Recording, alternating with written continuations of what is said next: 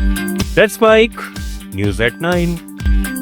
ये है let's mike more than radio. आप सुन रहे हैं न्यूज एट 9 और समाचारों के साथ मैं महेश सिंह। सिंगापुर में सेमीकॉन इकोसिस्टम राउंड टेबल में आंध्र प्रदेश के मुख्यमंत्री चंद्रबाबू नायडू ने राज्य को सेमीकंडक्टर विनिर्माण का उभरता हब बताया है। उन्होंने वैश्विक कंपनियों को अगले 30 दिन में राज्य का दौरा करने का निमंत्रण दिया, जहां speed of doing business model के तहत तेज मंजूरी, बेहतर शासन और मजबूत इंफ्रास्ट्रक्चर उपलब्ध है। रायलसीमा क्षेत्र में जल्द ही एक सेमीकंडक्टर फैक्ट्री स्थापित होने वाली है। साथ ही डिफेंस, एरोस्पेस और इलेक्ट्रॉनिक्स जैसे क्षेत्रों में निवेश के बड़े अवसर हैं। बांग्लादेश की सीमा पर एक घटना में असम के कचार जिले के एक बुजुर्ग किसान को खेती के दौरान कथित तौर पर बांग्लादेश में अगवा कर लिया गया, लेकिन बाद में वह घायल हालत में घर लौट आए। भारत बांग्लादेश सीमा पर खेत में काम कर रहे किसान को सुबह सीमा फेंसिंग के पार ले जाया गया, जिसके बाद बीएसएफ ने बॉर्डर गार्ड बांग्लादेश के साथ संपर्क किया और फ्लैग मीटिंग की मांग की। रात को किसान भारत लौटे, लेकिन उनके शरीर पर चोटों के निशान थे, जिनकी वजह अभी स्पष्ट नहीं हुई है। स्थानीय प्रशासन और बीएसएफ की त्वरित कार्रवाई से किसान की वापसी हुई। आपको ये भी बता दें कि भारत बांग्लादेश सीमा पर भारत की पुश बैक कार्रवाइयों के दौरान बीएसएफ को बढ़ते प्रतिरोध का सामना करना पड़ रहा है। असम के मंकाचार और मेघालय सीमा पर पिछले एक सप्ताह में कम से कम 2 घटनाओं में बांग्लादेश बॉर्डर गार्ड और स्थानीय गांव वालों ने बीएसएफ की टीमों का सामना किया, जब वे बांग्लादेशी नागरिकों को वापस भेजने की कोशिश कर रहे थे। बांग्लादेश में चुनाव और पश्चिम बंगाल की राजनीतिक घटनाओं के बाद यह रुख बढ़ता जा रहा है। नेपाल धार्मिक पर्यटन को बढ़ावा देने की कोशिश कर रहा है, खासकर भारत से आने वाले लाखों श्रद्धालुओं के लिए।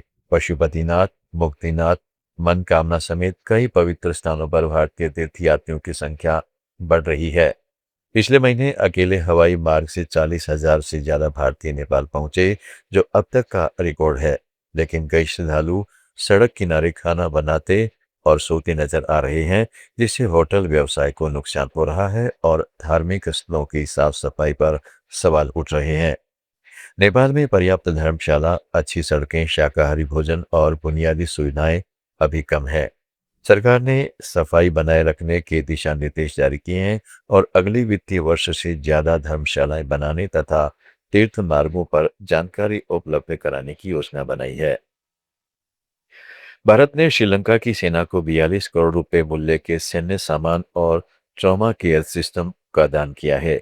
यह सहायता भारत की ग्रांट असिस्टेंट कार्यक्रम के तहत दी गई है, जिसे भारतीय नौसेना के जहाज आईएनएस शारदा के जरिए कोलंबो पहुंचाया गया। भारतीय उच्चायुक्त संतोष झा ने रक्षा सचिव और सेना कमांडर की मौजूदगी में यह सामान सौंपा। इस मौके पर दोनों देशों के बीच लंबे समय से चले आ रहे मजबूत रक्षा संबंधों पर जोर दिया गया, जिसमें क्षमता बढ़ाना, बुनियादी ढांचा और प्रशिक्षण शामिल है। पाकिस्तान के अवैध कब्जे वाले कश्मीर में हालात लगातार तनावपूर्ण बने हुए हैं। आटा और बिजली की कीमतों को लेकर शुरू हुआ विरोध प्रदर्शन अब बड़े आंदोलन में बदल चुका है। प्रदर्शनकारी संगठन जम्मू कश्मीर ज्वाइंट अवामी एक्शन कमेटी ने पाकिस्तानी सेना प्रमुख फील्ड मार्शल आसिम मुनीर को सीधी चुनौती देते हुए आर्थिक और राजनीतिक स्वायत्ता की मांग उठाई है। रावलकोट में हुई रैली में नेताओं ने कहा है कि अगर पाकिस्तान बुनियादी सुविधाएं नहीं दे सकता, तो भारत के जरिए व्यापार के वैकल्पिक रास्ते खोले जाएं। प्रदर्शनकारियों का आरोप है कि दशकों से क्षेत्र के संसाधनों का दोहन हो रहा है और स्थानीय लोगों की अनदेखी की जा रही है। इस बीच झड़पों और हिंसा में कई लोगों की मौत और गिरफ्तारियों की खबरें भी सामने आई हैं। ऑस्ट्रेलिया के उच्चायुक्त फिलिप ग्रीन ने कहा है कि ऑस्ट्रेलियाई पेंशन फंड भारत में निवेश करने को इच्छुक है, बशर्ते उसे समान अवसर मिले। ऑस्ट्रेलिया के पेंशन सिस्टम की कुल वैल्यू करीब 268 लाख करोड़ रुपए है।